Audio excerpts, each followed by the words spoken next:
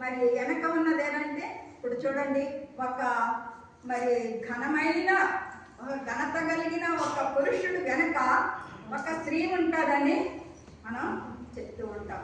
అదేవిధంగా బిల్లీ గ్రహం గారు వెనక ఎవరు ఉన్నారంటే బిల్లీ గ్రహం గారిని అన్నారంట, మీ పరిచయం ఇంత గొప్పగా ఈ వాక్యం చెప్తే సువార్త వాక్యము లక్షల మంది రక్షించబడతారే, అది ఎట్లా అంటే ఆయన అన్నారంట, ప్రార్థన.